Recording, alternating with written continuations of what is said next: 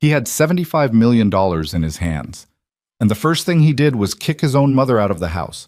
Not because she did anything wrong, just because he thought he no longer needed her. But what he didn't know, something his father had secretly planned before he died, would turn his entire life upside down in a single afternoon at the lawyer's office. Follow this story to the end. If you enjoyed it, hit like and comment the name of the city you're watching so I know how far my story has progressed. I remember the exact moment my son stopped seeing me as his mother. It wasn't the day Victor died. It wasn't at the funeral when Brandon stood next to me in a black suit that cost more than I used to spend on groceries in a month, looking out at the crowd of people who had come to mourn a man most of them barely knew. It wasn't even the day after, when the attorneys called us both into that glass-walled conference room downtown and laid out the terms of Victor's estate in language so clean and clinical it felt like being told the weather. No. The moment I lost my son was 3 weeks later, on an ordinary Tuesday evening, when he walked into the kitchen where I was making tea, set his phone face down on the counter, and looked at me the way you look at furniture you're planning to get rid of. "Mom," he said, "I think it's time we talked about living arrangements." I should have seen it coming. Looking back now, I can trace every sign, every small shift in his behavior, every moment where I told myself I was overreacting, that he was just overwhelmed, that grief did strange things to people. Victor had been sick for 2 years before he passed, and those 2 years had carved all of us out in different ways. I had spent them at his bedside, learning to sleep in hospital chairs, memorizing the rhythm of machines. Brandon had spent them at a distance, flying in for weekends, calling more than he visited, telling himself that geographic separation from suffering wasn't the same as abandonment. I had told myself he was coping the only way he knew how. I had been wrong about a lot of things. "Living arrangements," I repeated. I kept my voice even. I was 61 years old, and I had survived things that would have broken most people twice over, and I was not going to let my voice shake in my own kitchen. "What does that mean, Brandon?" He pulled out one of the bar stools and sat down, and something in the way he did it, easy, unhurried, comfortable, in a way he hadn't earned, told me this was not a conversation. This was an announcement. "This house," he said, "it's technically part of the estate now, and I've been thinking about what makes sense going forward, and I think it would be better for both of us if you had your own space, something smaller, more manageable." I set my mug down on the counter. "More manageable," I said. "You don't need a place this size, Mom. It's 7 bedrooms. You'd basically be rattling around in here alone."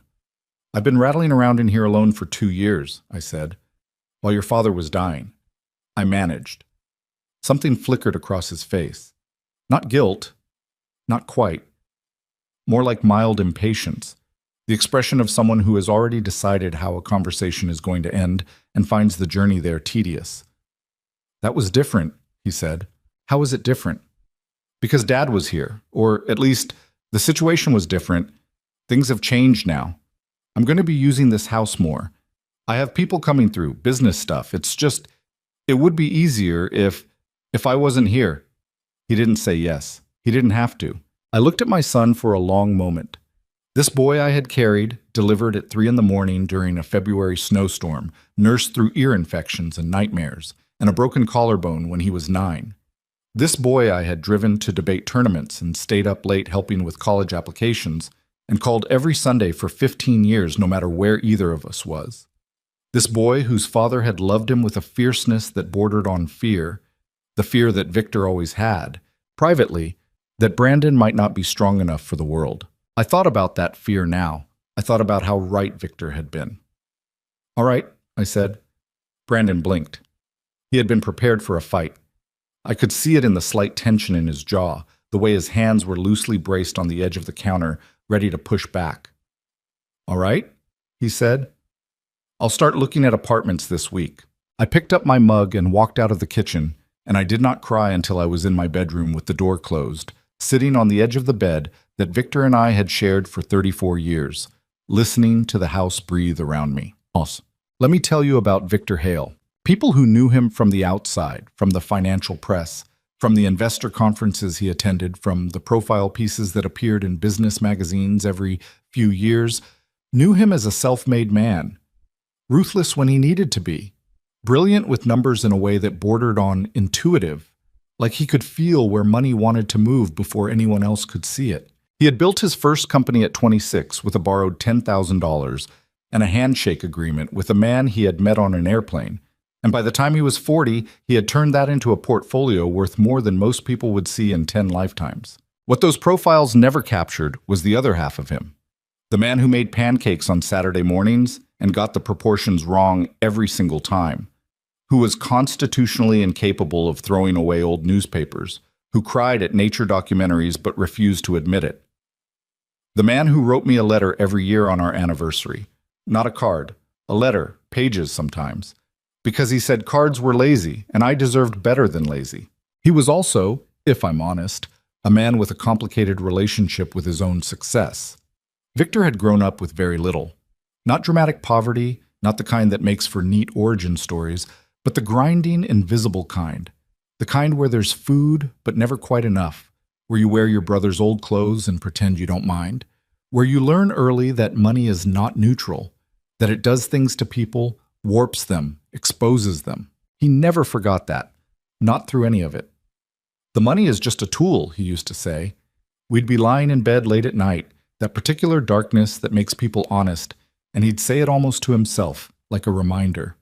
What matters is what you build with it, and what it doesn't take from you.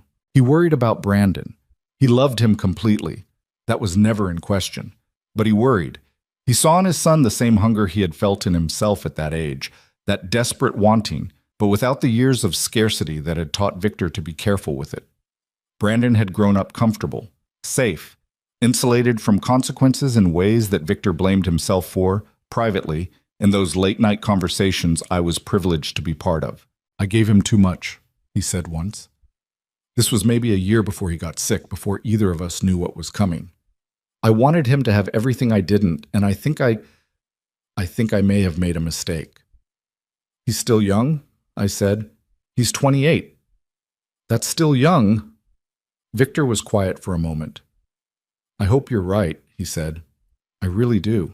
He was not right about everything, but about this, about what sudden, unearned wealth might do to an underprepared heart, he was exactly right.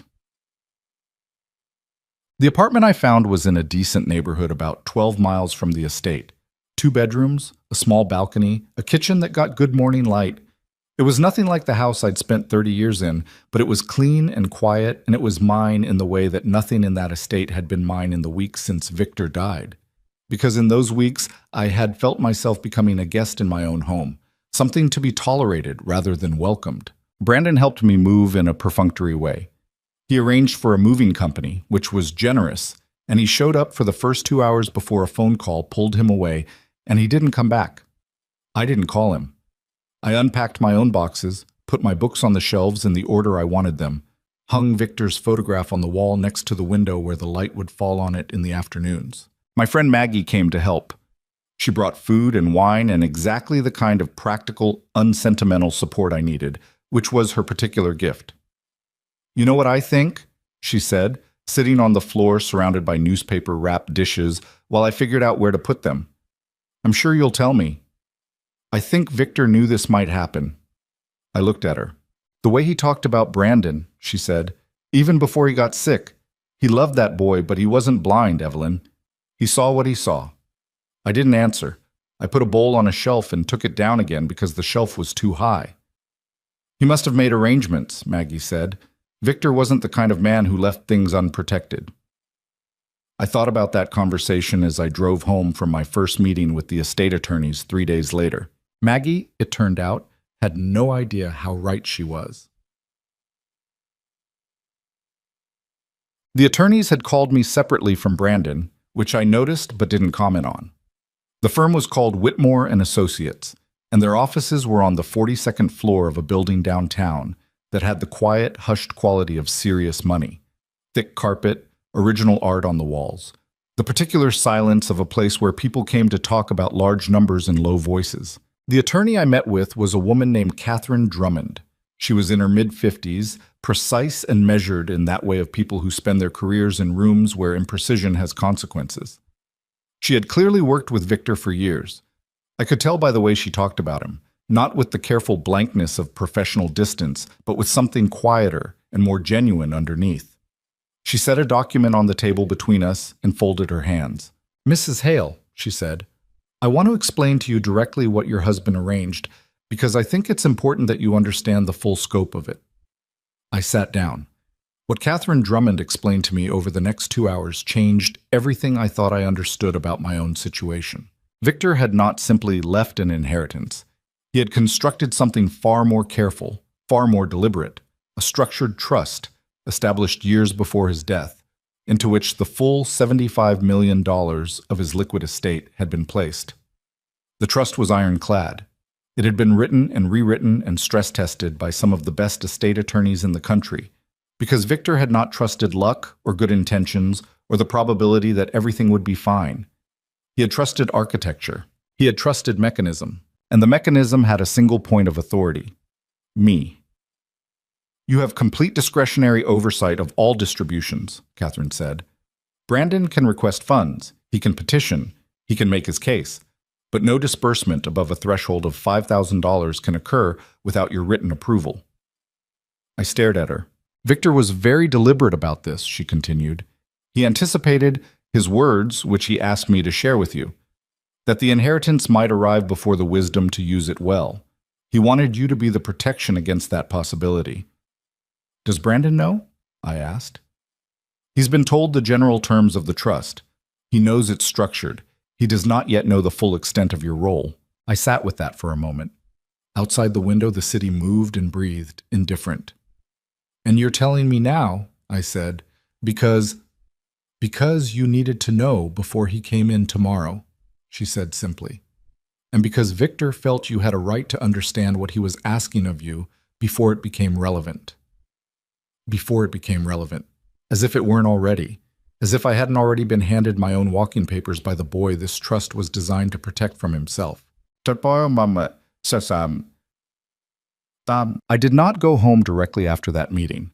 I drove to a park I used to take Brandon to when he was small, one of those unremarkable neighborhood parks with a duck pond and a row of old oak trees, and I sat on a bench for a long time, watching the water, feeling the specific weight of what I'd just been told. I want to be careful here, because it would be easy to make this story simple.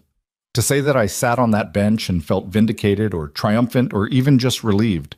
But it wasn't any of those things. What I felt was more tangled than that. I felt grief. For Victor, who had seen all of this coming and had tried to build a wall against it from beyond his own life. For Brandon, who had no idea what he was walking into. For myself. For the version of our family that I'd spent 30 years believing in. The version where we were solid, where we trusted each other, where money was just money. I felt something else too. Something I'm not proud of but won't pretend wasn't there. I felt the particular cold clarity of someone who has just realized they are not, in fact, powerless. Brandon called me that evening. This was the day after Catherine Drummond had explained the trust to me and approximately 1 week before Brandon would find out the truth for himself. And his call had the careful politeness of someone who had achieved what they wanted and could afford to be gracious. "Just checking in," he said. "How's the apartment?" "Fine," I said. "It suits me." "Good. Good. That's good." A pause. In the background, I could hear music, the particular thumping bass of a party or a club. "I had some guys over last night for dinner. The house looked really great. I had a chef come in, this incredible...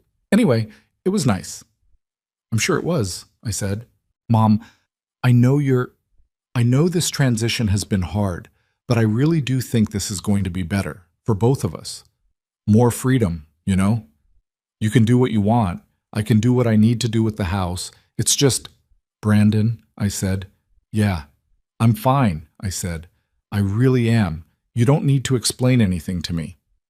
Another pause. He seemed to be deciding whether to believe me. "Okay," he said finally. "Okay, I'll call you next week." He did not call me next week. I heard about his activities through a combination of sources. Maggie, who had friends in circles adjacent to the social world Brandon had suddenly entered. The attorneys who were obligated to inform me when requests came through the trust. And occasionally the financial press. which had developed a mild interest in Victor Hale's heir. What I heard was not surprising. It was just painful in the specific way that watching someone drive toward a wall in slow motion is painful. The particular helplessness of knowing what's coming and having no way to make them see it. Brandon threw a party at the estate 2 weeks after I moved out. I know this because one of the neighbors, a woman named Dorothea who had known Victor for 20 years, called me, quietly upset, to tell me there had been cars parked on the lawn and someone had broken the fountain in the east garden that Victor had installed the year we got married. "I'm sorry to bother you with this," Dorothea said. "No," I told her. "I'm glad you called." I sat with that information for a while. I didn't call Brandon. I didn't send a message through the attorneys. I just sat with it. He was also making investments. I knew this because the trust's financial managers kept me informed of any major movements he was attempting to make. And in the 6 weeks after Victor's death, Brandon had attempted to move significant portions of his accessible funds, the cash he had direct control over, roughly $4 million that had been structured outside the main trust, into a series of ventures that the managers described to me with the careful, neutral language of professionals trying not to editorialize. A tech startup run by a college friend with no business plan worth speaking of. A real estate development in a market that was clearly overheated. A stake in a nightclub venture with 3 other men Brandon had met, as far as I could tell, at one of his parties. He was not asking my advice. He wasn't asking anyone's advice. He was 29 years old and had grown up watching his father command rooms and move money with apparent ease, and he had mistaken the confidence of competence for something that could be inherited alongside the capital. Then he hit the trust wall. The first time it happened, it was a request for $800,000 to finalize the real estate investment. I got the call from Catherine Drummond at 8:15 on a Wednesday morning. "Mr. Hale has submitted a distribution request," she said. "Per the trust terms, it requires your approval." I was at my kitchen table, still in my robe, drinking coffee and reading the newspaper the way I had done almost every morning of my adult life. "What's the investment?" I asked. She explained it to me. I asked 3 questions. She answered them. "No, I said. There was a brief pause. "Understood," Catherine said. "I'll communicate that to Mr. Hale." I put the phone down and looked out at the morning light coming through my kitchen window. And I thought about Victor sitting in his study, years ago, drafting a document that would arrive in this moment like a message across time. I thought about what it cost him to imagine this scenario while still having hope that it wouldn't be necessary. And I thought about what it was going to cost Brandon when he realized what his father had done. The answer came faster than I expected. He called me 30 minutes after the rejection notice went through. I knew it was him before I picked up because his name appeared on my screen and the call came in at 8:47 in the morning, which meant he had been awake, or had been awake since before the notice arrived, had probably been watching for it. "Mom," he said, and his voice had a quality I hadn't heard from him in years, tight, barely controlled. "What is going on?" "Good morning, Brandon," I said. "The attorneys just told me my request was denied. They said it came from you, that you denied it." "That's correct," I said. Silence. The kind of silence that has texture. "You denied my request for funds from my father's estate," he said slowly. "From the trust," I said. "Yes." "Mom, that's my money." "It's in a trust," I said, "which your father established and which I oversee. That's how the trust works." Why didn't you tell me you had this kind of... What exactly is your role here? Because I thought you were just what? I asked. He stopped. "Just what, Brandon?"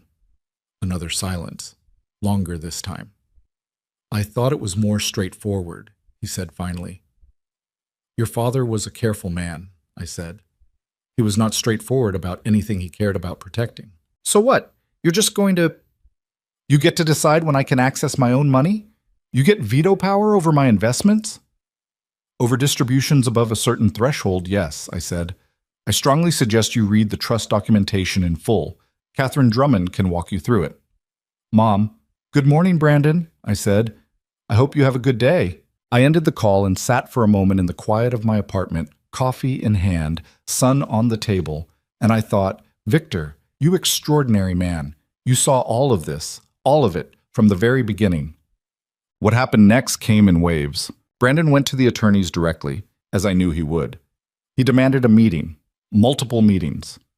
He hired his own attorney, a sharp-edged man named Gerald Pierce, who specialized in trust disputes and who arrived at Whitmore and Associates with the confident aggression of someone used to punching holes in legal architecture. Gerald Pierce spent 3 weeks looking for those holes. He found none. The trust was exactly as Catherine Drummond had described it to me, ironclad. I knew this because she kept me informed, as was her obligation. She told me about Pierce's arguments, his angles of attack, the increasingly creative theories he brought to the table. She told me calmly and without commentary, professional to the end. "He's trying everything available to him," she said. "What do you recommend I do?" I asked. "Nothing," she said. "The document does exactly what it was designed to do. You simply continue to exercise your oversight as the trust specifies." Meanwhile, Brandon's accessible funds, the $4 million that had been outside the main trust, were moving fast. The nightclub venture had already stalled. One of his partners had backed out, and the remaining two were squabbling over the direction. The tech startup had pivoted twice in 6 weeks, which was not a good sign. The real estate deal he'd wanted the $800,000 for had collapsed entirely when another buyer entered the picture. I was not unsympathetic. I want to be clear about that. I was not watching my son's failures with satisfaction. I was watching them with the sick, sad recognition of someone who had predicted them and hoped to be wrong. He called again in the 6th week. This time his voice was different, still angry but worn through at the edges. The slick confidence was fraying. "I need to talk to you," he said, "in person." "All right," I said. He came to my apartment for the first time. I made coffee and put it on the table, and he sat across from me and looked around the apartment with an expression I couldn't quite read. Something between discomfort and something else. Something that might have been the very beginning of recognition. "You live here," he said, as if he were seeing it for the first time, even though he had helped me move in. As if the reality of it had just become real. "I do," I said. He looked at me for a moment, then down at his hands. "I've been trying to figure out how to undo what Dad set up," he said. "I know. I can't." "No," I said. "You can't." "So I'm here," he said, "because I need the distribution approved. The Mercer deal is... There's still a window, but it's closing, and I need $600,000 by the end of the month, or... "No," I said. His jaw tightened. "Mom." "Brandon," I said, and I put my hands flat on the table and looked at him directly, the way I used to when he was a boy. And something needed to be said clearly. "I'm not going to approve that distribution. I'm not going to approve any distribution for anything that looks like what you've been doing these past 2 months. You're punishing me," he said, "because of the house." "I'm not punishing you," I said. "I'm doing what your father asked me to do, which is to make sure this money doesn't destroy you." "I'm not being destroyed. You have lost over $900,000 in failed ventures in 8 weeks, I said. $900,000 that you had direct access to and managed entirely on your own. You are surrounding yourself with people who want your money, not your company. You threw a party at your father's estate 2 weeks after his funeral, and you broke the garden fountain he installed the year we were married." Brandon went very still. "I know about that," I said quietly. "I know about a lot of things. Because people who loved your father still reach out to me, even if they don't reach out to you." He looked like he had been slapped, and maybe that was the right word for it. Not punishment, but impact. The impact of reality arriving. "Mom," he said. His voice had lost something, some layer of performance. I thought this was going to be different. I thought I thought I would finally..." He stopped. "You thought you'd be free," I said. He didn't answer. "Of what?" I asked. "Of him, of his expectations, of having to prove yourself." "I didn't say that." "You didn't have to." The room was quiet. Outside, the city moved around us, unaware and uncaring. "You threw me out of my home," I said. It was the first time I had said it that directly, and I watched him absorb it. 3 weeks after your father died, you sat down in that kitchen and told me I needed to find somewhere smaller, and I went because I wasn't going to fight you. But I want you to understand, I want you to sit here and understand that you did that, And the way you did it told me everything I needed to know about what kind of man you were becoming. Mom, I'm not finished, I said. Not unkindly, just clearly. Your father built that trust because he loved you. He was afraid for you. He knew that money without the wisdom to use it was a weapon you'd turn on yourself, and he was right. He put me in this position because he trusted me, and because he knew that I would do exactly what I'm doing right now, which is refusing to make it easier for you to ruin your own life. Brandon sat across from me, and for a moment he looked young.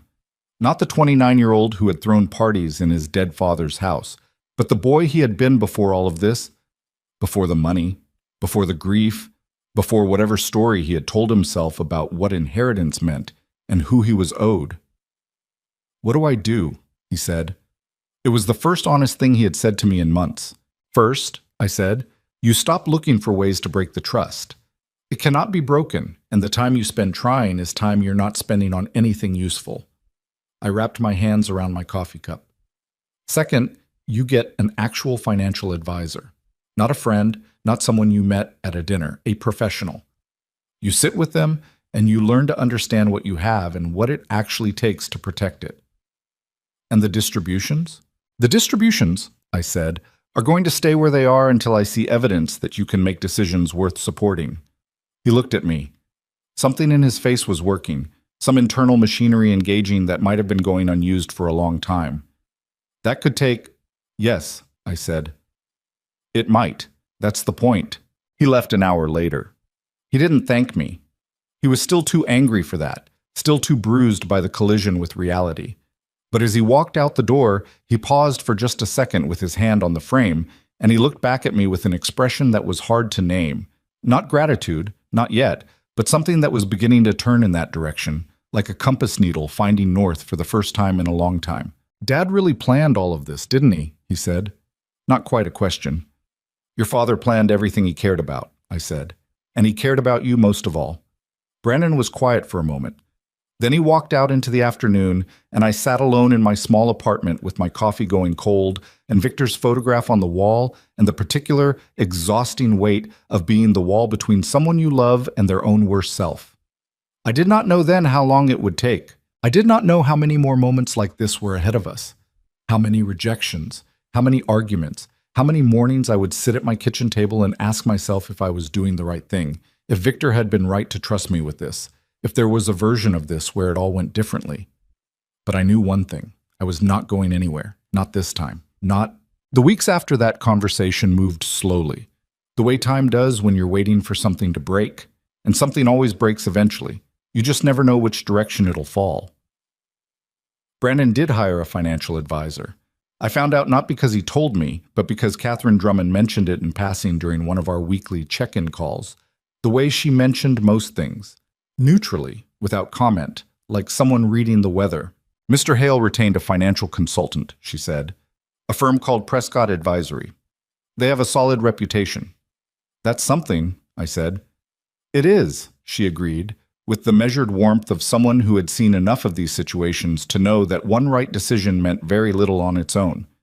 She was right to be measured, because hiring Prescott Advisory turned out to be the only smart thing Brandon did for the next 2 months. I heard the rest from Maggie, who heard it from her friend Carolyn, whose husband ran in the same investor circles Brandon was trying to break into. The social world of serious money is smaller than it looks from the outside, and gossip moves through it with a particular efficiency. Not maliciously, just inevitably, the way water finds the lowest path. Brandon had pivoted from failing investments to throwing himself into the social infrastructure of wealth. Dinners at expensive restaurants. A box at the stadium. Weekend trips with a rotating cast of men who had names I didn't recognize and whose connection to actual business was unclear. He was performing the life of a successful person, building the appearance of belonging, spending money to purchase access to rooms where he hoped the next big thing would fall into his lap. He's buying friends, Maggie said. We were in her kitchen, which was the kind of warm, slightly chaotic kitchen that made you feel immediately at home. She was pouring wine with the generosity of someone who understood the therapeutic value of a good pour. You know what that costs, Evelyn. You know how fast that burns through a budget. He still has access to the smaller disbursements, I said. Anything under $5,000 doesn't require my approval. And how many $5,000 dinners do you think he's throwing a week? I didn't answer. I already knew.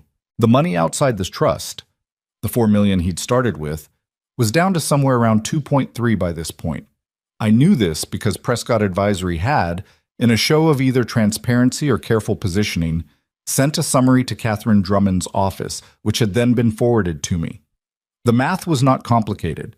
At the rate he was moving, he had maybe 18 months before that buffer was gone entirely, and then the only money left would be the trust, which meant the only person standing between Brandon and a very expensive, very public collapse was me. I was not sure he understood that yet. Mate. He called me on a Thursday evening in the 9th week after Victor's death, and the number of times I can remember the exact week tells you something about what that period felt like from the inside. Every week was its own event, its own small drama, its own set of choices I was trying to make carefully. I wanted to update you, he said, and his voice had the careful, slightly formal quality of someone who has been coached to handle a difficult relationship. All right, I said. I've been working with Prescott. It's been useful. They showed me there were some moves I made early on that weren't great in retrospect. I kept my voice even. I'm glad you have good counsel, I said. I wanted to talk to you about an opportunity. He said the word the way salespeople say it, with that particular lift, that invitation to excitement. There's a company, a logistics startup. They have contracts already in place, real revenue. It's not one of these. It's not like the other things. This is solid. Prescott has looked at it and they think, send it to Catherine, I said. The financials, the principles, everything. I'll look at it. A pause. You'll actually look at it? I said I would. Another pause, longer. Okay, he said. Okay, I'll have them send it over. He did. I looked at it. Prescott's assessment was reasonably favorable. The company had genuine contracts, management with a track record, a realistic growth model. It was not spectacular, but it was not reckless. I approved the distribution. $200,000. When Catherine informed him, he called me immediately. You approved it, he said. I did. Why? It was a strange question, but I understood it. He had been expecting to fight, had steeled himself for another wall, and the absence of the wall had disoriented him. Because it was worth approving, I said. That's how this works, Brandon. Bring me something reasonable and I'll consider it reasonably. Bring me another nightclub investment and I'll say no before you finish the sentence. A long silence. I didn't realize it worked like that, he said. Your father didn't build this to punish you, I said. He built it to slow you down long enough to think. He hung up without saying much else. But something had shifted slightly in the architecture of our conversations. The wall between us was still there, but there was a door in it now, small and stiff from disuse that hadn't been there before. I was not managing this well, if I'm honest. I want to be clear about that because it would be easy to tell this story as though I were perfectly composed throughout, the wise, patient mother operating from a position of serene certainty. That would be a lie. I was 61 years old and I was alone in an apartment I was still getting used to, in a city where my social life had been built around a marriage that no longer existed, managing a relationship with my son that had never been more complicated, all while carrying a grief that I hadn't had time to properly sit with because there was always another decision to make, another phone call from Catherine, another piece of news from Maggie that required me to recalibrate. I missed Victor in the specific, physical way that long marriage produces. Not just emotionally, but spatially, his absence as a presence in the room, the empty chair at the table, the side of the bed that stayed neat, the particular silence of a house, or now an apartment, that has been built for two and is being occupied by one. There were nights when I sat with his photograph and talked to it the way I knew he would have hated if I'd admitted to anyone, told him what was happening, told him whether I thought I was doing the right thing. He never answered, obviously, but the act of articulating it helped me stay clear about my own reasons, which was, I think, what it was actually for. Was I protecting Brandon? Yes. Was I also, underneath that, still angry? Still carrying the particular wound of that Tuesday evening in the kitchen, the bar stool, the casual delivery of, "You need to find somewhere smaller?" Yes. Also that. I don't think those two things were incompatible. I think you can love someone and be hurt by them at the same time. And I think the most honest version of what I was doing involved both. I was not a saint. I was a woman trying to honor her husband's last act of foresight while also navigating the damage her son had done to their relationship. And those two projects weren't always pulling in the same direction. Some nights I wondered if I was being too hard. If $200,000 for a logistics startup was enough, if I should be more generous, more forgiving, move faster. Then I'd think about the fountain in Victor's garden, the one Brandon had let someone break at a party 3 weeks after the funeral. And I'd think, no, not yet. What I didn't anticipate was the campaign. That's the only word I have for what started in the 11th week. Campaign, organized, coordinated, aimed at me from multiple directions at once. It started with a call from a man named Richard Cho. I didn't recognize the name at first, then I placed it. One of Brandon's college friends, someone I'd met twice. A good-looking young man who had the easy charm of someone who had never had to work very hard for anything. Richard called me on a Sunday afternoon with the casual warmth of an old acquaintance. "Mrs. Hale," he said, "I hope I'm not bothering you. Brandon mentioned you'd moved to a new place. I just wanted to say hello, check in, see how you're settling." I knew immediately what this was. I'm not a stupid woman, and I had been around enough money long enough to recognize the structure of a soft approach. "That's kind of you, Richard," I said. "I'm settling fine. Brandon talks about you a lot," he said. I know things have been complicated, but he really does care about you. You know how he gets. He's stubborn, gets it from his dad, right?" He laughed. I did not laugh. "What can I do for you, Richard?" I asked. A small pause. "He's going through a hard time," Richard said. "He's really trying. The Prescott guys, the new investments, he's really making an effort. I just think, and I'm saying this as someone who cares about both of you, I just think some of the restrictions on the trust are harder on him than they need to be. He feels like he can't move, you know? Like every time he tries to build something, there's this..." "Richard," I said. "Yeah, thank you for calling," I said. "If Brandon wants to discuss the trust, he knows how to reach Catherine Drummond. Have a good afternoon." I hung up. That was Sunday. On Tuesday, I got a call from a woman named Sylvia Crane, who introduced herself as a family therapist and said she'd been working with Brandon and thought it might be valuable for us to come in together. On Thursday, a floral arrangement arrived at my apartment. No card, which was somehow more insulting than if there had been one, because it forced me to guess, and I was reasonably certain about the answer. On Friday, Brandon called. "Have you talked to Richard?" he asked. "Briefly," I said. "He was just trying to..." "I know what he was trying to do," I said. "Brandon, listen to me carefully.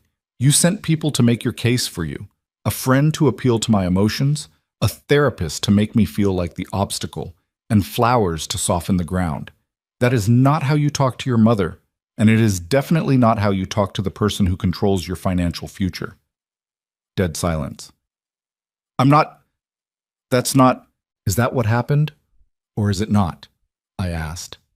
A long pause. "Richard offered on his own," Brandon said. "I didn't ask him to call." "And the therapist?" I thought maybe... "Brandon." Silence. "I'm going to say this once," I said, "and I need you to actually hear it. I am not the enemy. I am not the wall you need to find a way around. I am the person your father trusted to protect you from your own worst impulses, and I am trying to do that job with some integrity. If you undermine that process, if you work around me instead of with me, then you are telling me that you are not ready. And if you are not ready, the answer to every distribution request is no, automatically, for as long as it takes." I could hear him breathing. "Do you understand me?" I asked. "Yes," he said, quietly. "Good," I said. "Now, how's the logistics investment performing?" Another pause. This one different. Surprised. It's doing okay," he said. "Revenue was up last quarter. The Prescott guys are happy with it." "Good," I said. "Come have dinner with me next week. Bring me the updated financials, and we'll talk." He was quiet for a moment. "You want to have dinner?" "I want to see my son," I said. "And I want to see whether he's growing up. Those two things can happen at the same dinner table."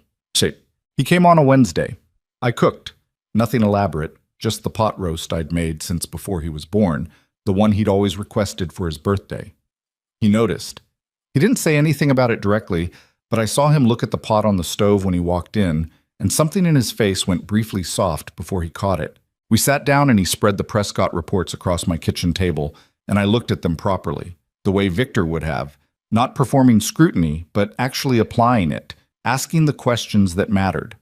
Brandon answered them. Some answers were good. A few showed the gaps in his understanding that I expected to see. But he wasn't defensive about the gaps. When I pointed to something he didn't understand, he wrote it down. That was new. That was something. Halfway through dinner, after the financials were put away and we were just eating, he put down his fork and looked at me. I owe you an apology, he said, for the apartment thing. I waited. I handled that wrong, he said. I knew it when I was doing it, and I did it anyway. And I've been telling myself it was the right call, that we both needed space, that it made sense practically. But that's not... He stopped, picked up his fork, put it down again. You were still grieving. We both were. And I made it worse. Yes, I said. You did. I'm sorry. I looked at him across the table. My son, who looked so much like his father around the eyes, and so much like his younger self when he was uncertain, which was something he almost never let people see. I know, I said. I believe you. That's it? What else would you like? I asked, genuinely.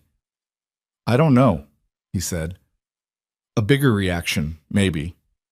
I'm not built for big reactions, I said. I'm built for long ones. You'll notice I'm still here. He was quiet for a moment, and then, for the first time in months, he smiled. Not the social smile he'd been wearing since the inheritance, not the performance, but the real one. The one that had a little awkwardness in it, a little self-consciousness. The smile of a man who wasn't sure he deserved to be smiling. I noticed that, he said. We finished dinner.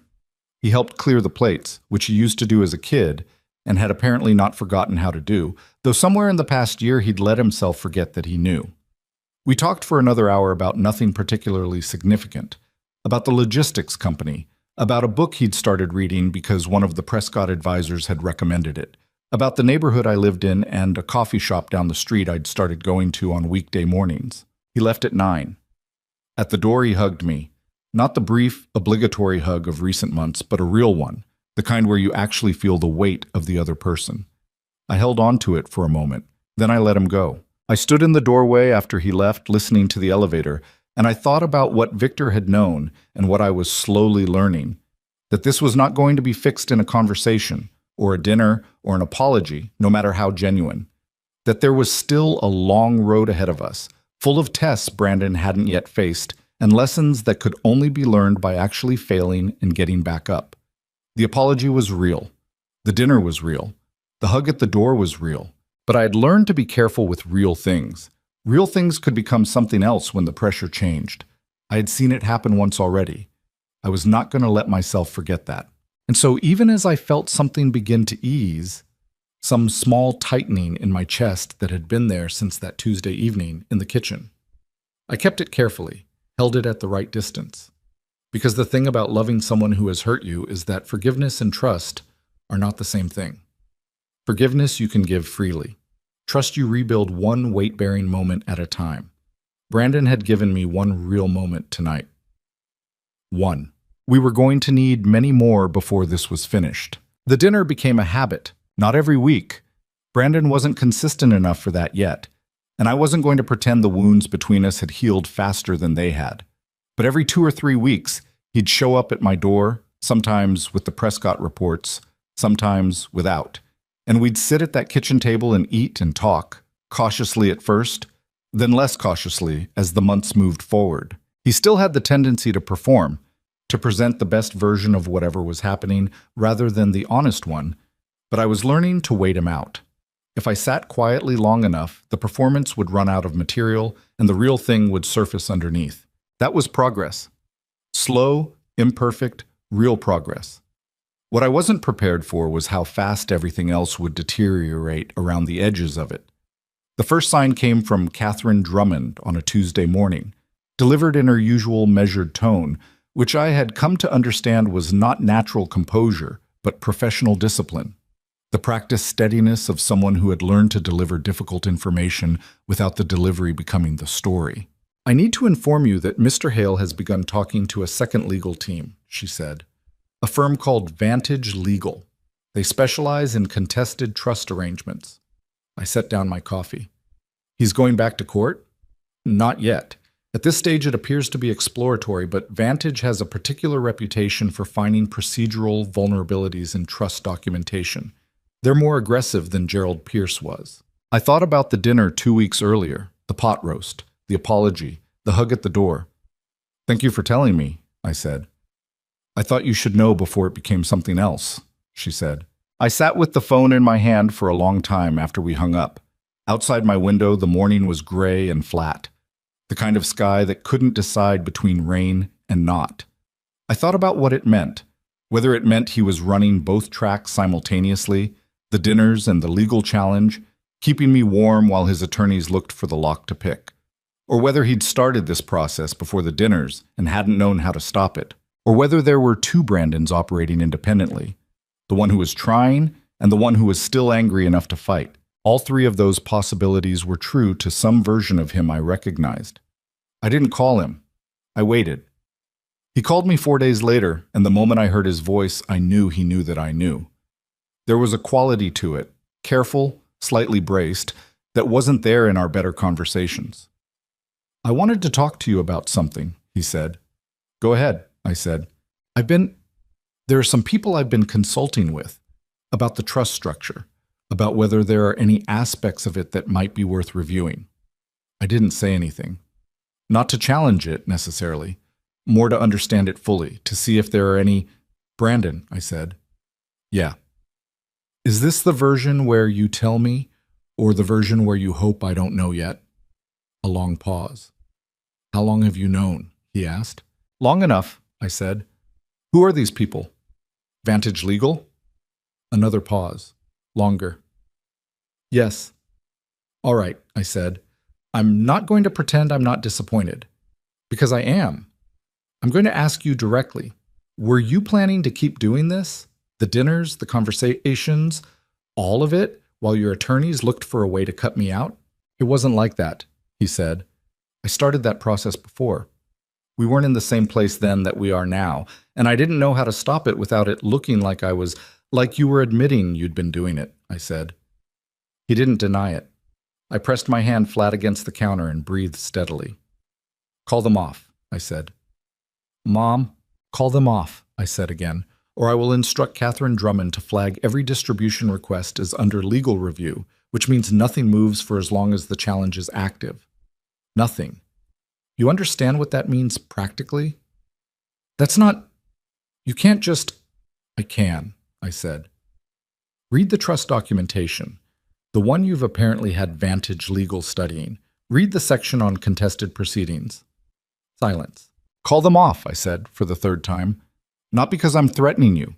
Because if you want any version of a real relationship with me, and I think part of you does, I think that part showed up at my dinner table 3 weeks ago, then you have to stop operating in two directions at once. Pick one." I hung up. My hands were not entirely steady when I put the phone down. That was the part I never let him see. The part that shook. Not from fear, not anymore, but from the sheer sustained effort of holding a line against someone I had raised, someone I had loved since before he took his first breath, someone who kept showing me he could be better and then undercutting it with something like this. It was exhausting in a way that was hard to explain to anyone who hadn't done it. He called Vantage Legal off. Catherine confirmed it the following week. She told me in the same even tone she told me everything, which I appreciated more than she probably knew. "Does he know you informed me?" I asked. "He knew I would," she said. That was always the arrangement. I found myself thinking about Victor again. It's the way he had constructed this whole mechanism with such care. He had thought about every angle. He had known that Brandon might try legal challenges, had made the trust robust enough to withstand them. He had known that I would need to be informed to protect myself. He had, in some sense, been in the room for all of it, invisible, through the architecture of what he'd built. It made me miss him with the particular sharpness that arrived without warning, Not the dull background ache of ordinary grief, but the sudden, acute version that felt like stepping on something in the dark. He should have been here for this. He would have known what to say to Brandon in a way I never quite managed, because they shared a frequency that I was only ever adjacent to. Victor could communicate volumes in a look, and Brandon had always been able to read him in a way that bypassed all the defenses. I could not do that. I was working with different tools. What happened next came from a direction I hadn't been watching. Her name was Jade Mercer, and she appeared in Brandon's life sometime in the 5th month after Victor's death. I didn't know about her until Maggie mentioned her casually, the way Maggie mentioned things she knew would require me to ask follow-up questions. Apparently he's been seeing someone, Maggie said. We were at her kitchen table again. It had become our unofficial headquarters. Young, very young Evelyn. I think she's 23. That's his business, I said. Of course it is, Maggie said, in the tone that meant she hadn't finished yet. Carolyn met her at dinner last month. She said the girl spent 20 minutes asking questions about the estate. Not about Brandon, about the estate. I looked at Maggie. Specific questions, Maggie added, like she'd done research. I didn't say anything for a moment.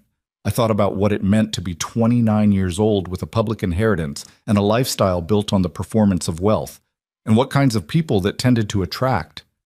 He's an adult, I said finally. He's a naive adult with a target on his back, Maggie said, which is different. She wasn't wrong. But I also knew my limits. I couldn't protect Brandon from everything, and I couldn't make decisions for his personal life the way I could influence his financial ones.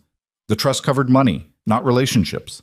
And intervening in this directly was the surest way to push him toward exactly what I was worried about. So I waited. I kept having the dinners. I kept watching. And then, in the 6th month, Jade Mercer walked into one of our Wednesday evenings. Brandon hadn't warned me. That was the first thing I registered. Not that he brought her, but that he brought her without saying anything in advance, the way you'd introduce someone to a distant acquaintance rather than to your mother. They were already through my door when I opened it. Him slightly ahead, her just behind him with the practiced ease of someone who had spent time thinking about how to walk into a room. She was, as Maggie had said, very young, pretty in a deliberate way, everything carefully assembled, nothing accidental. She smiled at me with the warmth of a person who had rehearsed warmth. "You must be Evelyn," she said. "I've heard so much about you." I noticed she didn't call me Mrs. Hale. "Hello, Jade," I said. "Come in." Dinner was strange. Brandon was performing again, the version I'd seen in the early months, the one that was managing an impression rather than having a conversation. He talked more than usual, filled silences faster, laughed at things that weren't quite funny. Jade asked questions about the house I'd lived in, about how long Victor had been building his portfolio, about what the estate was worth when he started versus at the end. She framed them as curiosity, friendly, interested curiosity, but they had a direction to them, a trajectory, and I am not a woman who has lived 61 years without learning to feel the shape of a direction. After dinner, while Brandon was in the other room taking a phone call, she looked at me across the table with a small smile that was slightly different from all the other small smiles. "He talks about you all the time," she said, "about how much he looks up to you." "Does he?" I said. "He said you have final say on the trust." She said it lightly, conversationally, like a fact she'd just happened to remember. "That must be a big responsibility." "It is," I said. "He says you're very careful about distributions." She tilted her head slightly. "Is it true that the timeline might be that there are conditions he needs to meet before the larger portions are released?" I put my fork down and looked at her directly. "Jade," I said, "what is it you're actually asking me?" The practiced warmth flickered, just for a second. Then it reassembled. "Nothing specific," she said. I just care about him. I want to understand his situation." "His situation," I said, "is none of your business. And if he's told you otherwise, then we'll be discussing that at the next dinner." She said nothing. When Brandon came back, the evening ended quickly. He could feel something had shifted. He was attuned enough for that, even if he hadn't been present for the conversation. He didn't ask me about it directly. He hugged me at the door more briefly than usual, and I watched them leave together and stood in my hallway thinking about Victor's specific fear, that sudden wealth would corrupt Brandon. and how his father had imagined the corruption coming from inside Brandon himself, not from outside. But corruption doesn't always grow from the center outward. Sometimes it finds a door. I called Brandon the next morning. "Tell me about Jade," I said. A defensive pause. "What about her? How long have you known her?" 4 months? Around there? How did you meet? At a dinner, through Marcus. Marcus was one of the rotating cast I'd been hearing about for months, another name without a clear biography. "Does she work?" I asked. She does some consulting, social media, events, that kind of thing. Has she asked you for money?" "Mom." "I'm asking you a direct question," I said. "Has she asked you for money, or asked you to invest in something she's connected to, or asked you about the trust?" A pause that was its own answer. "She asked once," he said. "About the trust."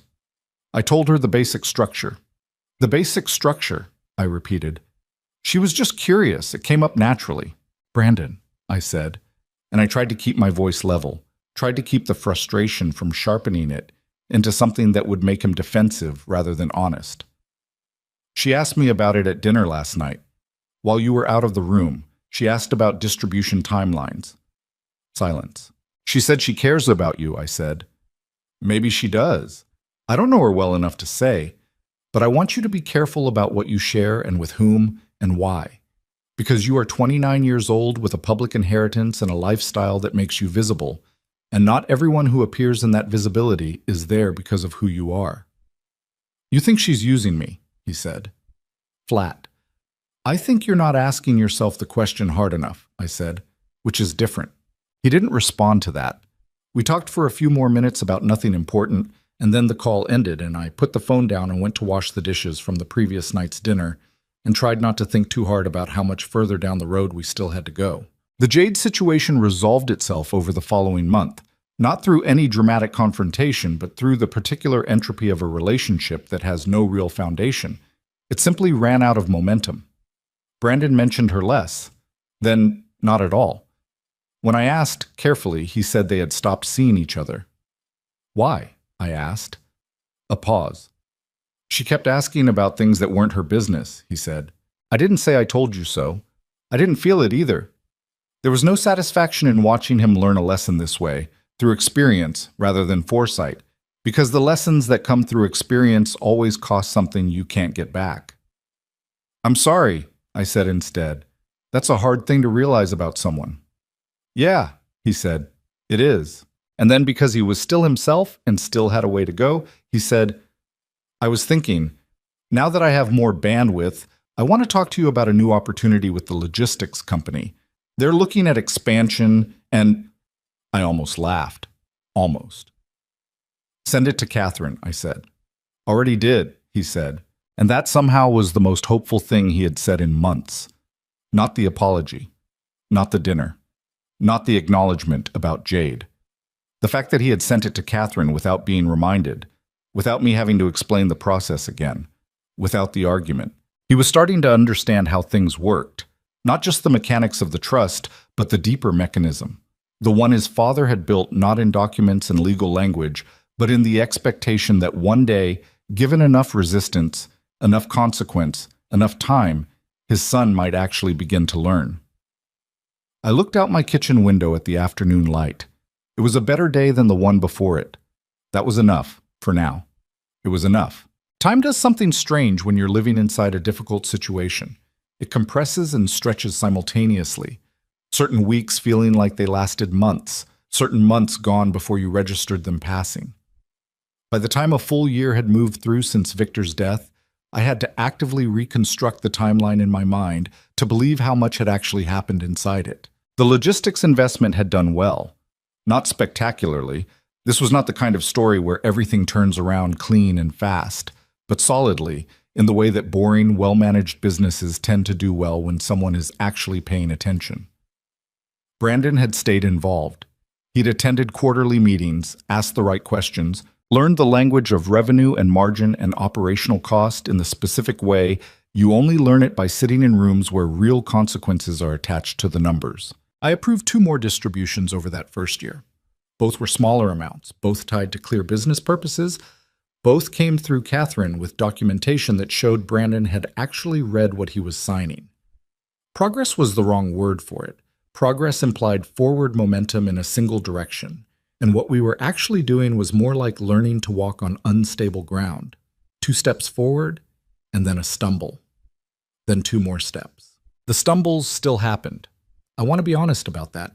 In the 9th month, he made a side investment without running it through the trust, technically legal since it used his personal funds, but it was exactly the kind of move that told me the old habits were still close to the surface. He lost $60,000 in 3 weeks. He called me about it not to ask for help, but because, I think, he needed to tell someone who would understand the full weight of what it meant. I knew it was risky, he said. I did it anyway. Why? I asked. Because Marcus said it was going to move fast, and I didn't want to wait for the approvals, and I just made the call. And now? And now it's gone, he said, and I feel like an idiot. You're not an idiot, I said. You're someone who is still learning that impatience is expensive. Those are different things. He was quiet. Dad would have had something to say about this. Yes, I said. He would have. What would he have said? I thought about it honestly. He would have told you the story about the first company he lost money on, I said. He never talked about it publicly, but he lost almost everything he had at 31 on a deal that moved too fast. He used to say it was the most valuable thing that ever happened to him. Brandon didn't say anything for a moment. He never told me that story. No, I said. He was waiting until you were ready to hear it. I don't know whether that landed the way I intended. I was not Victor. I didn't share his frequency with Brandon, didn't have his particular gift for delivering hard truths in ways that felt like gifts. But something shifted in the quality of the silence on the other end of the line. Something that felt less like resistance and more like receiving. Send me the documentation on what happened, I said. Not for the trust, just so I understand what you're looking at. He did. I looked at it, and then I called him back, and we spent an hour going through it together. Not me lecturing, but 2 people trying to understand what had gone wrong and why. That was new. That had never happened before, in any form. I did not tell Maggie about it. Some things needed to stay between us. The second stumble was harder. It came in the 14th month, and it came not from Brandon's decisions, but from outside, from the particular world he'd built around himself in the early months of the inheritance, the one populated by people whose loyalty was calibrated to his bank balance. A man named Devin Price had been part of Brandon's circle since almost the beginning, one of the original rotating cast, someone who had been at the early parties and stayed through the social reorganization that followed. He was charming in the way that people who are very good at managing relationships tend to be charming, attentive, funny, capable of making you feel like the most interesting person in the room. Brandon had trusted him more than he trusted most people in that circle, which was exactly the kind of trust Devin Price had been cultivating. What Devin did with that trust was take out a loan using Brandon's name, not forged documents, nothing that crude. It was more sophisticated than that, built on a series of verbal commitments Brandon had apparently made in casual conversation, commitments Devin had then leveraged into a financial arrangement with a private lender who had done minimal due diligence because the name Hale was attached to it. By the time Brandon found out, Devin had taken $140,000 and was unreachable at the number Brandon had for him. Brandon called me at 11 at night. I was already in bed and I answered because I always answered when his name came up on my screen. That was a rule I had set for myself without ever making it explicit. One of those private commitments you make without ceremony. Something happened, he said. He told me. All of it, in the halting, mortified way of someone recounting their own humiliation. The conversations he'd had with Devin, the things he'd said casually that he hadn't understood were being recorded in Devin's memory as leverage. The phone that went straight to voicemail. The lender's call that morning. When he finished, the line was quiet. Are you okay? I asked. I'm not hurt. It's money. He stopped. No, actually, I'm not okay. I'm really not okay. I feel like an idiot again, and I know you're going to say I'm not, but I feel like one. I'm not going to say you're not, I said. A pause. You're not? You made choices that left you vulnerable to this, I said. You can feel like an idiot about those choices. That's appropriate. But Devin Price made a decision to exploit your trust, and that's on him in a completely different category. Both things are true. He was quiet for a moment. I should have seen it, probably, I said. But you were building your ability to see it while he was already doing it. That's the problem with learning through experience. The exam comes before the lesson. What do I do now? Call Catherine Drummond in the morning, I said. She has people who handle exactly this kind of situation. Document everything, every conversation you can remember, every message, every meeting, and then let the professionals handle Devin Price. Mom, he said, and his voice had changed. The efficiency had gone out of it, the problem-solving tone. Why did he do it? I thought he was a friend. I sat up in the dark and thought about how to answer that honestly without being cruel. Because you had something he wanted, I said. And because some people have learned to look at relationships the way a carpenter looks at wood. They see what they can build with it, not what it is on its own. Devin saw an opportunity. He didn't see you. How do you know the difference between the real ones and the ones like Devin?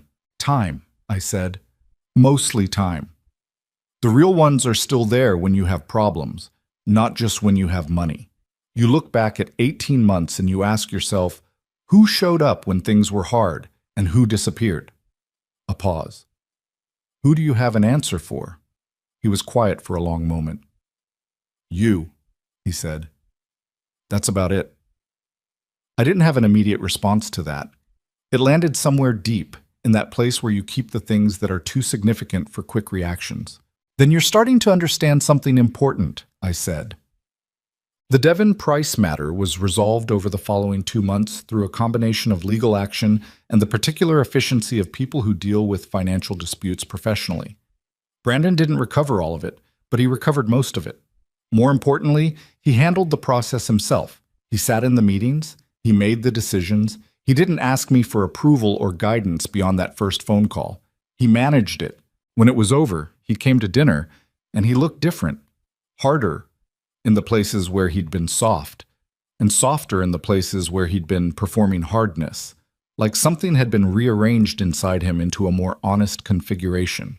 I let the rest of them go, he said. We were eating, and he said it without preamble, between one bite and the next, as if he'd been carrying it and needed to set it down somewhere. Marcus, the whole group, I stopped returning calls. It took them about 2 weeks to stop trying. I looked at him across the table. 2 weeks? I said. He smiled, and it was the real smile.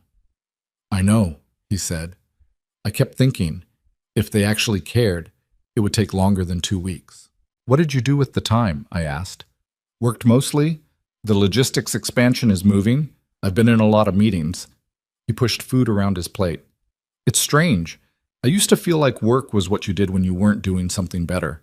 Now I don't know. I feel like I'm building something. It doesn't feel like killing time. Your father felt that way about his work, I said. It was never about the money for him. The money was a measurement. What he actually loved was the building. Brandon looked at me with an expression I didn't quite have a name for. Not nostalgia exactly, something more active than that. I'm starting to get that, he said. It was in the 16th month that he asked me the question I had been waiting for, without knowing I was waiting for it. We were in my apartment on a Wednesday evening, and dinner was finished, and we were sitting at the table the way we had been sitting at tables together for over a year now, comfortably, without the performance on either side, with the ease of people who have decided to be honest with each other and mostly managed it. The Prescott reports were on the table, but we hadn't looked at them yet. The evening had a different quality, something in the air that I couldn't immediately identify. I want to ask you something, Brandon said, and I want you to answer honestly, not the version you think will help me the most. The actual honest answer. I'll try, I said. Do you think I'm ready? I looked at him. For more control over the trust, he said. I'm not asking you to hand it over. This isn't a pitch. I actually want to know what you think. What you actually think. I sat with that for a moment. The honest answer had several layers, and I was trying to decide how many of them he was ready to receive. You're better, I said. Genuinely better. The logistics business is real. The way you've handled the Devon situation was mature. You've made better choices about who you surround yourself with. Those things are true. But, he said, but I'm not sure you've been tested hard enough yet, I said. Everything you've dealt with has been recoverable. $60,000. $140,000. Those hurt, but they didn't break anything fundamental. The question I can't answer yet is what you do when something actually threatens to collapse. When you're facing a loss that changes the landscape entirely, that's when character either holds or it doesn't. He was quiet, absorbing this. So you're waiting for something to go wrong. I'm waiting to see what you do when something goes wrong in a way you can't fix easily, I said. That's different. And if nothing does, if it just keeps going reasonably well, then I'll be looking at other things, I said. How you treat people who work for you. What decisions you make when there's no one watching. Whether you're building something because it matters or because it makes you look like someone who matters. Those things are harder to fake over time. He looked at the table for a long moment. Then he said, I owe you more than one apology. You've apologized, I said. I've apologized for the apartment, he said. I haven't apologized for all the other stuff, the attorneys, the campaign through Richard. Letting Jade into your home without warning you, all of it. He looked up. I was treating this like a negotiation, like you were an obstacle I needed to manage, and you weren't. You were my mother who was trying to do something my father asked her to do, and I kept trying to find the angle. I looked at my son. I see that now, he said. I didn't see it then. I told myself all kinds of stories about why what I was doing was reasonable, and they were just stories. He paused. Dad saw this coming. He saw it, and he still thought I was worth protecting. He built the whole thing because he thought I could get here eventually. He did, I said. Were you sure? Brandon asked. When you were approving the first distribution and then the second and watching me make the same mistakes again, were you sure you were doing the right thing, or were there times when you thought maybe this wasn't going to work? I considered the honest answer. There were nights, I said, when I was not sure at all. When I sat with your father's photograph and asked myself whether I was protecting you or just making us both miserable on principle. What kept you going? The fact that you kept showing up, I said.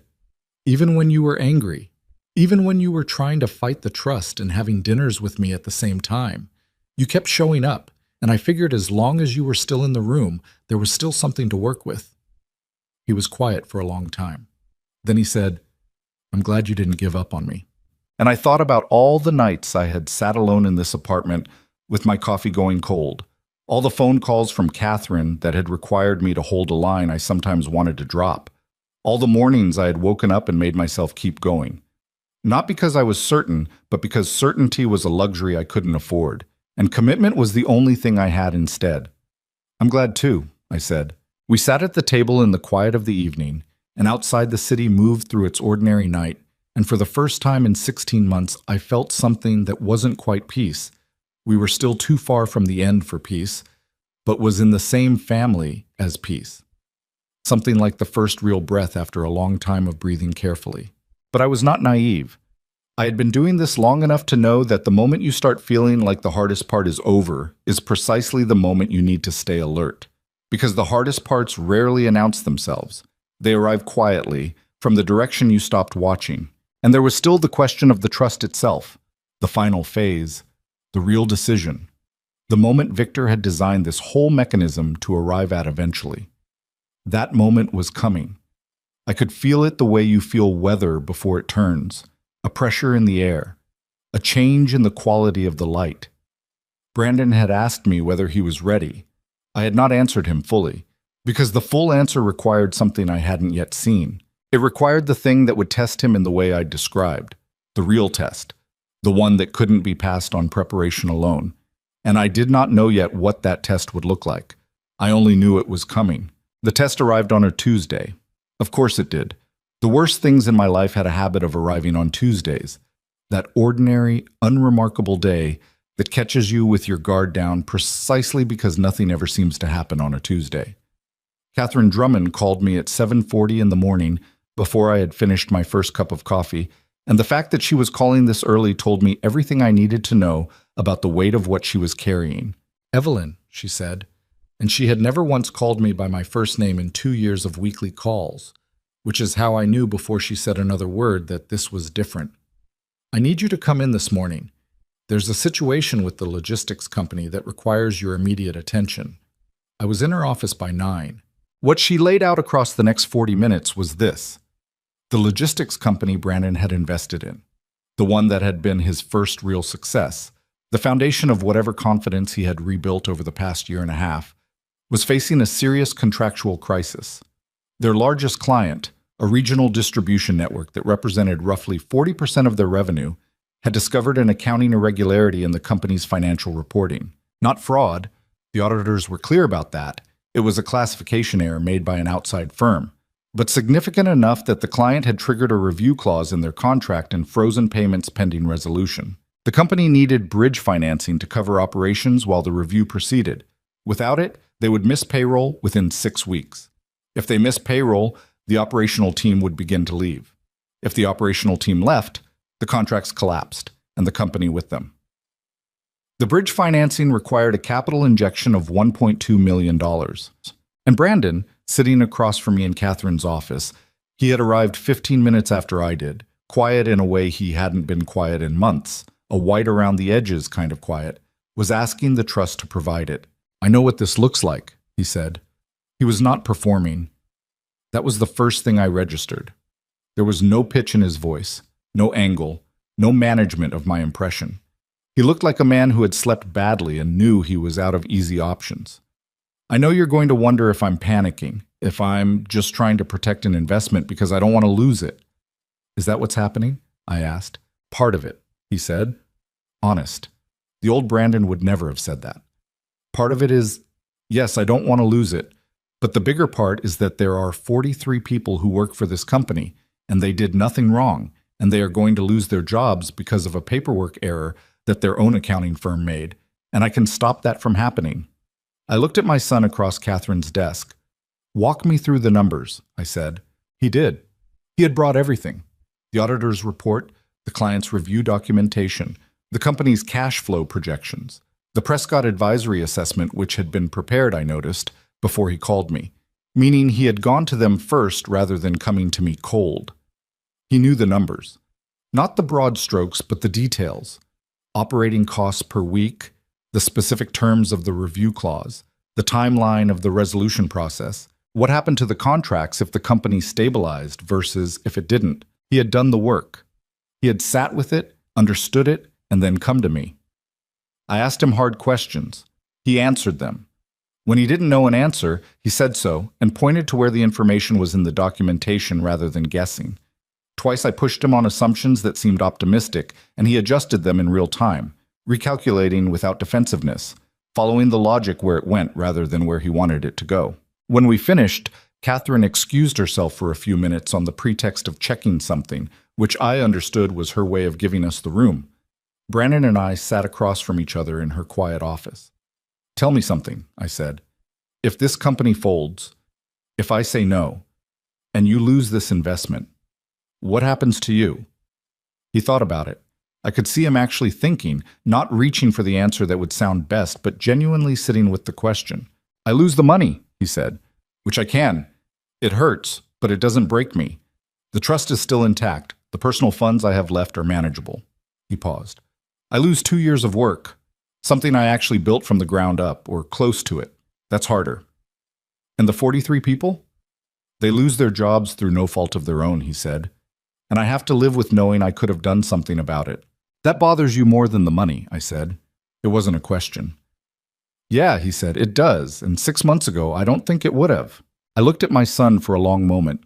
This man who had sat in my kitchen 2 years ago on a bar stool and told me I needed to find somewhere smaller, who had thrown parties in his dead father's house, who had hired attorneys to dismantle the mechanism his father had built with such care, who had brought a calculating young woman to my dinner table and sent friends to soften my defenses and spent months trying to find the angle on every situation, and who was sitting here now, in this office, not asking me to believe in him, but simply laying out the facts and letting me decide.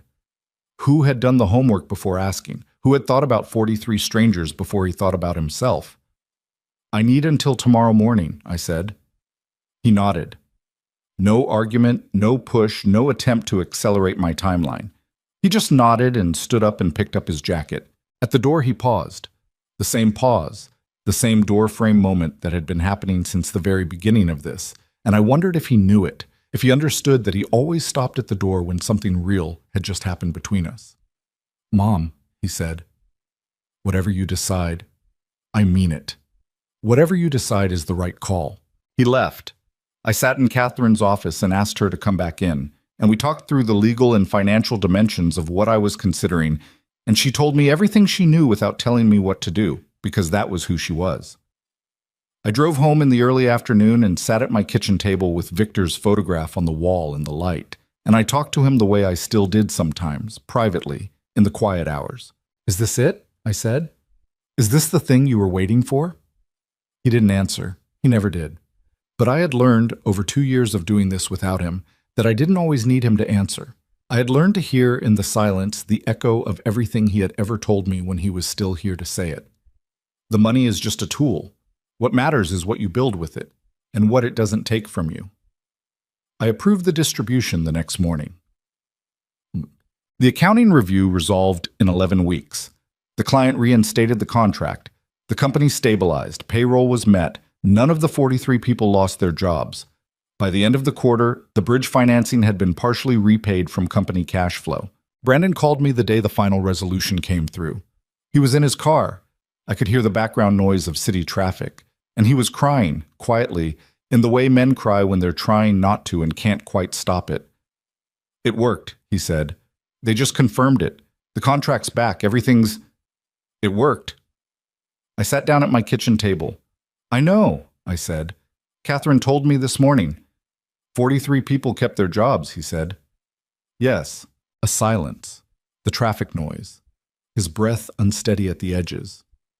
I keep thinking about Dad, he said, about what he would think if he could see how bad I was at the beginning, how badly I handled all of it, the things I did. He knew you were going to handle it badly at the beginning, I said. That's why he built the trust. That doesn't make me feel better about it. It's not supposed to make you feel better, I said. Feeling bad about it is part of how you become someone who doesn't do it again. He laughed, a little, the wet, unsteady laugh of someone who has been crying. You sound like him when you say things like that. I'll take that, I said. Mom. His voice steadied. I want to ask you something. I've been thinking about this for a while and I didn't know how to bring it up, but there are businesses in Dad's portfolio that are struggling. Small ones, the kind he took on because he believed in the people running them, not because they were profitable. And I want to do something with them. Not just financially, actually get in there, work with the people running them, figure out what they need. He paused. I want to do what Dad actually did. Not what I thought he did, the big moves, the public stuff. What he actually did, which was sit down with people who had real ideas and help them build. I was quiet for a moment. I looked into some of them already, he said. There's a woman in the portfolio, Eleanor Voss. She runs a small manufacturing operation that was one of Dad's early investments. She's been struggling since a contract fell through last year. She's got 30 years of experience and no capital, and she's about to lose it all. I want to help her. With trust funds? I asked. No, he said. With my time. With whatever I've learned in the past 2 years. And then yes, eventually maybe with some capital if it makes sense. But I want to start with the time. I sat with that. The texture of it. What it meant. Your father would have liked that, I said. I know, he said. I think that's why I want to do it. I called Catherine Drummond 2 weeks later and told her I wanted to begin the process of transitioning the trust to its final phase. She was quiet for a moment on the other end of the line. Not surprised, I don't think, but taking a moment to understand the significance of what I was saying. 2 years of weekly calls, 2 years of distributions approved and denied, legal challenges navigated, difficult conversations had. 2 years of holding something that Victor had placed in my hands with complete trust and trying to be worthy of it. Are you certain? She asked. Yes, I said. Not because everything is perfect. It isn't. But because I think he's ready to learn the rest from experience, and the only way to let him do that is to let go. The transition took 3 months to complete. Legal processes, documentation, a formal review by the Trust's independent oversight board that Victor had built into the architecture as a final check. Brandon participated in all of it. He asked questions, he read everything, he sat in meetings and understood what was being transferred to him and why each piece had been structured the way it had. There was a final meeting at Whitmore & Associates, all three of us, Brandon, Catherine, me. The paperwork was spread across the conference table, the same table where I had sat 2 years ago while Catherine explained to me what Victor had done, and I had stared out at the city and tried to understand what I was being asked to carry. Brandon signed everything with the focused attention of someone who understood what the signatures meant. Not ceremony, just comprehension. When it was done, Catherine gathered the documents and stepped out to make copies, and Brandon and I sat alone in that glass-walled room with the city below us and the particular silence of something completed. "It's done," he said. "It's done," I agreed. He looked at the table for a moment. "I used to think this was what I wanted from the beginning," he said. "Full control, no oversight, the money and the freedom to use it however I decided." He shook his head slightly. "I was so sure that was the only thing standing between me and everything I deserved." "And now?" I asked. "Now I think if you had given me that 2 years ago, I would have destroyed it all in 18 months, he said. "And myself along with it." He paused. "Dad knew that." "He did," I said. "And you held the line even when I made it as difficult as possible." "I made commitments to your father," I said, "and to you, even when you didn't know I was making them." He looked at me, really looked at me, the way people do when they're trying to see something they've been looking past for a long time. "Can I ask you something honest?" he said. "Yes." "Was there ever a moment when you thought about just walking away? Giving me what I asked for, releasing the trust early, letting me make my own mistakes, and stopping fighting for something I was making so hard?" I considered the honest answer. "Yes," I said. "More than once. There were nights when I sat alone in that apartment and thought, he's a grown man, I'm exhausted, maybe this isn't mine to carry." I paused, and then I thought about your father, about what he asked me to do, about what it meant that he trusted me with the most important thing he had, which wasn't the money. It was you. Brandon's jaw tightened. He was holding something back, and I let him hold it, let him decide what to do with it. "I'm sorry," he said, "for making it that hard. For the apartment, for the attorneys, for Jade, for Richard, for all of it. I'm sorry for who I was for those first months. I'm sorry it cost you that much to hold on." "I know," I said. "I've known for a while, but I needed you to get here on your own." He reached across the table and put his hand over mine. Not a dramatic gesture, just a hand, warm and a little uncertain, the hand of a man who was still learning how to be present in the simple ways. I left my hand where it was. Outside the window, the city went about its business. Indifferent as always, not caring whether any particular story resolved itself or didn't, moving forward with the mechanical continuity of a world that doesn't pause for human reckoning. But inside that room, something had concluded. Not perfectly. Nothing about any of this had been perfect, and I was too old and too honest to pretend otherwise. But truly, genuinely, in the way that matters. Eleanor Voss, it turned out, was a remarkable woman. Brandon brought me to meet her 3 months after the trust transition on a gray November morning at her manufacturing facility. A modest operation in a light industrial area, the kind of place that smelled of machine oil and hard work, staffed by people who had been there for decades and treated the business like something that belonged to all of them. She was in her late 50s, weathered in the good way, the way that comes from a life spent solving real problems rather than managing appearances. She shook my hand with a grip that meant business and looked at me with eyes that were doing their own assessment, and I liked her immediately in the uncomplicated way I liked most people who didn't waste time. "Your son has been invaluable," she said. "I want you to know that. He came in here and rolled up his sleeves, and I expected the usual, the rich kid who wants to learn the optics of charity. That's not what I got." I glanced at Brandon, who was looking at the floor with the self-consciousness of a man being complimented in front of his mother. "He told me a little about the past few years," Eleanor said, "about how he learned to do things the hard way." I told him, that's the only way anything real gets learned, the hard way. You can study all you want, but you don't actually know until something costs you. That's true, I said. He's going to be all right, she said, and she said it with the directness of someone who had seen enough of people to have opinions worth something. He's going to be more than all right if he keeps going the way he's going. I looked at her. Thank you for telling me that. Thank you for whatever you did to get him here, she said simply. Later, driving home through the gray afternoon, Brandon said, "She reminds me of you a little bit." "In what way?" I asked. "She doesn't waste energy on things that don't matter," he said. "And she doesn't let people off the hook just because it would be easier." I didn't say anything. I watched the road. "I'm setting up a foundation," he said. "I've been working on the structure with Prescott and a nonprofit consultant. It's going to focus on small businesses. The kind Dad used to support quietly, the ones that don't have access to conventional funding. I want to do it in his name, the Victor Hale Foundation." He paused. "I want you to be on the board." I turned to look at him. He was watching the road, both hands on the wheel, with the slightly tense set of someone who has said something that matters to them and is waiting to find out how it lands. "Yes," I said. He exhaled. "Yeah?" "Yes," I said again. "I'd be honored." We drove in silence for a while, the kind of silence that doesn't need to be filled. "Mom?" he said eventually. "Yes?" I found the letters.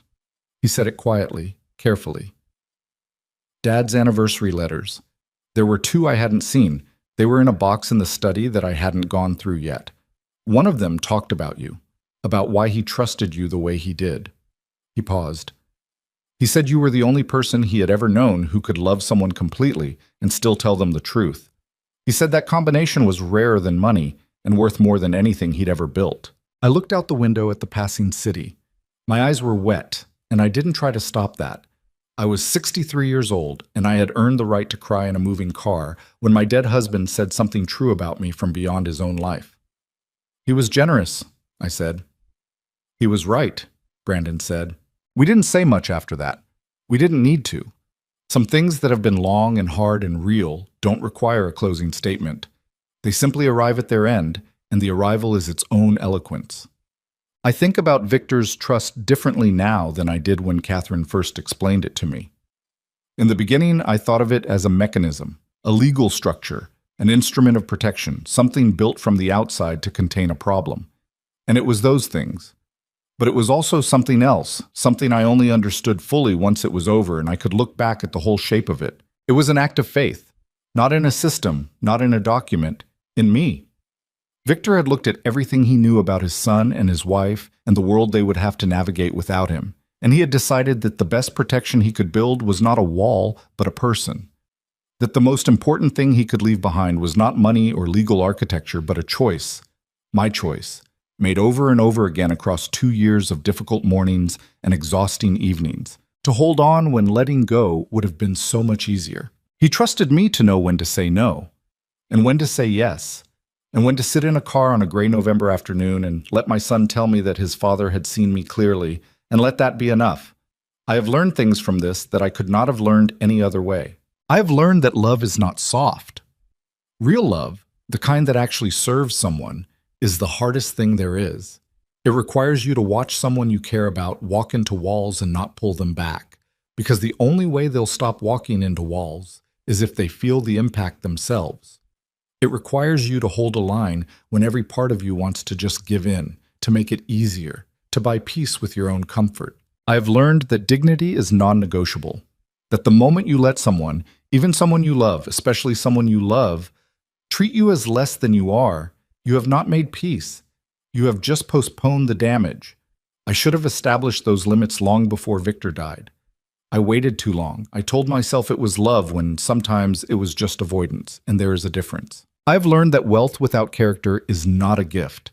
It is a test you haven't studied for, given to you on the worst possible day. Victor knew that. He had lived it himself in a different way. He built his entire estate plan around that understanding, and he was right. Not because money is evil or dangerous by nature, but because character is the only thing that decides what money becomes once it's in your hands. And I have learned, this is the one I carry most carefully, that people can change. Not always, not quickly, not without cost. But genuinely, when the pressure is right and the love is real and the walls are in the right places, people can change. My son is not the man who told me to find somewhere smaller. He is not that man anymore. He is something more difficult and more genuine than that man ever was. He is his father's son in the ways that matter. And some days, when the foundation work is going well, and Eleanor Voss calls to report good news, and I sit at my kitchen table in the morning light with coffee that hasn't gone cold yet, I look at Victor's photograph on the wall and I think, we did it. Not easily, not cleanly, not without scar tissue on both sides, but we did it. The $75 million was never the inheritance. This was. This hard, slow, costly, irreplaceable thing we built between us in the space his father left behind. This was what Victor Hale left his family, and it was worth every difficult morning it took to earn it.